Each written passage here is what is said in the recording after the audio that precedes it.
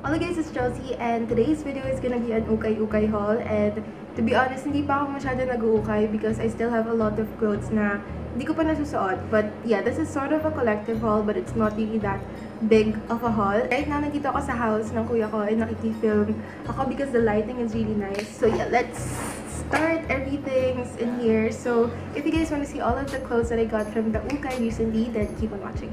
Alright, so nakapag-decide na ako na susuotin ko to sa buong video. So starting off with the most basic piece in this haul, it is this black cami top. I got it for only 10 pesos. This is an essential that you should have in your closet. Parang every color dapat may ganito ka kasi this will save you. Hindi mo alam kung ano yung pa-partner mo sa bottoms mo na to, funky prints, ganon. This will always be handy, yung mga basic cami. So you can never go wrong with basics. Kaya I got myself one, and I love thin straps, as you guys know, because nakapayat siya, feel ko. Tanggalin ko na itong hat. So the second piece that I got is actually very basic lang din. Parang essential lang din halos yung mga pinagkukuha ko. So yung next piece is this blue long sleeves. I really love the color, and naisip ko kasi nung first time ko ito nakuha na it will look good pag pinartner mo siya sa denim. Parang blue on blue yung kinakalabasan, ganun. So I really love the color, and well, ang ganda lang niya, diba? And ayun, hindi ko na lang sabihin. Pero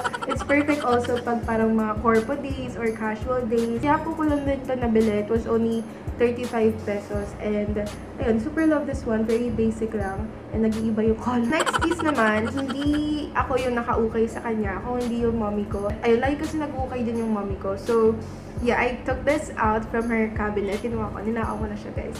So yeah, it is this Burberry print. You guys know that I am into the Burberry print lately, and I've been looking for prints like this sa ukay. So I finally saw it sa cabinet ng mommy ko. And ayan, here is just what it looks like. It's like a schoolgirl skirt. And medyo mahaba nga to. So I'm planning to do a thrift flip.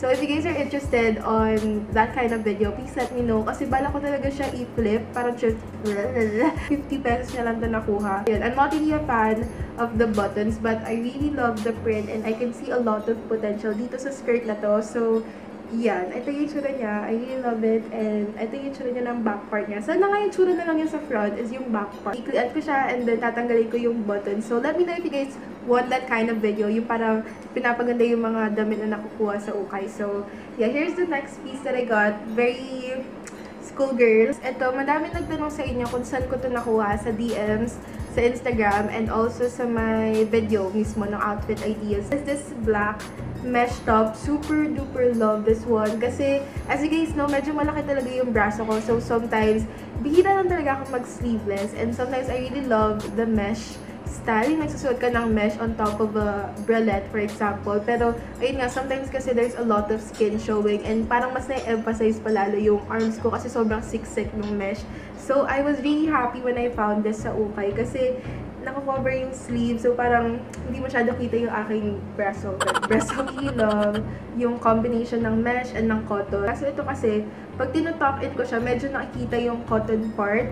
Pero overall, 50 pesos lang naman siya. So, I'm really, really happy with this one. Kasi feel ko, this is the mesh for me. Charot. In a perfect condition, wala siyang mga butas. Super ganda. Ganda-ganda.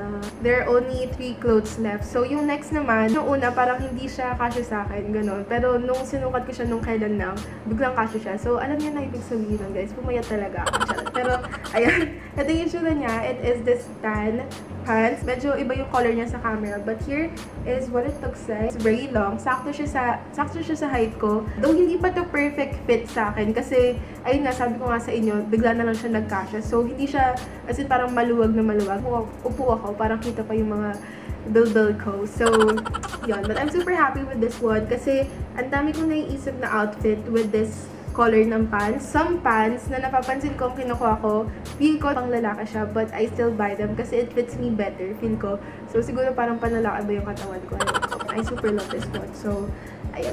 Now, we are down with the last 2 pieces for this haul. If you're following me on Instagram, parang manonotice nyo na I'm into this style. Lately, yung parang contrast stitching na clothes. So, I got this parang, I don't know what you call it, pero parang siyang track pants ba? Or basta ganito yung tela niya. Parang siyang, hindi ko maano, pero madaming alikabok. But it has 4 pockets in total. Ayan, ito yung itsura niya. Sana nga lang may belt hoops to so I can wear it with the belt, yung parang belt na belt. But overall, I just really love the look of this one. I really love yung ganitong details, yung kita yung sinulid. And ayun, sa baba niya, it's loose. So wala siyang garter, hindi siya mo on jogger pants, which I like. Kasi mahilig din ako yun sa mga parang wide leg na pants, ganun. So, yeah, super love this one. And I got it for 50 pesos. Nakuha ko siya sa may Espanyol, malapit sa KFC. And, I don't know, I just really love the details. Parang isipin ng pagsuot mo to with some white tube top. And then, a very chunky sneaker. Feel ko super nice niya. And, ayun, parang basic ko. Super duper love it. Especially dito sa may pocket part niya. Parang, oh, yung ganda. Ang ganda niya, diba? Ewan ko kung na-appreciate niyo. Feel ko pa ulit-ulit lang yung mga sinasabi ko. So, yeah, here's the last pants that I got. And medyo natutuwa nga ako na I'm buying pants or I'm wearing pants kasi madalas talaga, lagi lang talaga ako naka-denim shorts. Parang kahit na super dami ko ng damit, I always go for denim shorts. So, it's nice to have mga pants na masusuot mo. So, yeah, this is the last one. And feel ko, lagi yung mga finale ko is ganitong color. And as you guys know, this is my favorite shade of pink. Pag nag-uukay ako, Instagram story ako. So, feel ko nakita nyo na to. But, I've had this for a while. Nakuha ko siya sa may, eto, hindi ko pa pala ito nabanggit. I'm not really good with locations, but ayun nga, sa may labas lang siya ng Robinsons Manila, tapos nasa tapat siya ng McDonald's. So, it was my first time to go there. Parang, naglalakad lang kami, and I think we were shopping nung time na yon. And syempre kaming family kasi we're not used to shopping ng mga mahal. Parang, ayun nga, sanay kami nag-uukay. So, we were looking for an ukay store, and we found one. So, doon lang kami napadpad doon. So, yeah, here's one of the things that I got, and it is this blazer.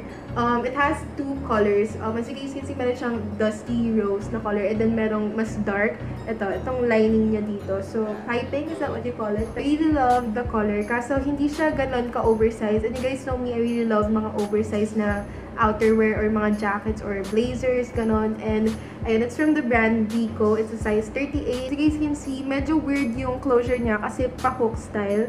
So, I'm not really sure if this is a blazer, but it looks like a blazer. Yeah, I super love this one. And I got this for 80 pesos lang. Actually, hindi lang ito yung nakuha ko. I also got pants. Again, may pants na naman tayo. And actually, nasinuot ko din yun sa my outfit ideas ko na video. And I think it's from Paramount Studios. The tan trousers yung parang pa-beige na siya. And I really love the fit of that one sa akin. Kasi kahit hindi siya yung waistline ko, ganun. Medyo maluwag kasi siya. But it still looks good. It's very comfortable. I also really love yung cut niya. So, yeah, that's everything that I got from the ukay recently. I'm just gonna put a photo dun sa pants na hindi ko dala. But, yeah, that is everything. That concludes our haul for today. I hope that you guys enjoyed. And alam ko medyo onti lang siya. Hindi ako masyado nag-uukay because alam mo yun, ayoko naman na kahit mura sa ukay. Parang bili na ako ng bili. Of course, I wanna wear the clothes or ayoko naman na nakatambak lang sila. So, yeah, this is me being realistic, and I'm broke. So, I can't really go to the ukay palagi. Pero, yeah, I hope that you guys enjoyed this video. As always, thank you guys so much for watching, and I will see you guys next time. Bye!